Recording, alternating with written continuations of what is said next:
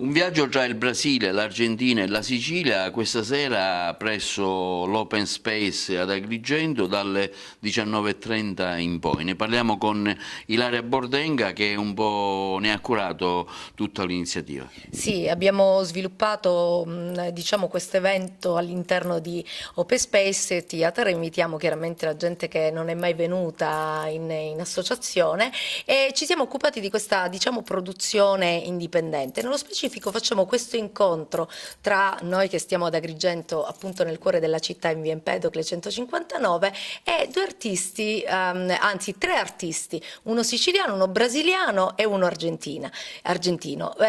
Presenteremo chiaramente la mostra, il vernissage di Fernando Parrotta, che è un pittore fotografo, e avremo questa mostra tra incontro tra fotografia e pittura, molto bello, molto particolare. Abbiamo un bel po' di opere sue, anche se lui non sarà presente, dall'Argentina manda un caloroso saluto. E la presentazione del film indipendente di Edoardo Veneziano, che è questo giovane regista sacense, e che presenterà questo film dove si parlerà di quella che è la distruzione del pianeta Terra, utilizzando la Sicilia come metafora, e da parte dell'uomo. E in questo caso abbiamo un artista di livello internazionale che è Menelao Sete, ed è un pittore, viene chiamato il Picasso brasiliano, è un pittore di livello internazionale riconosciutissimo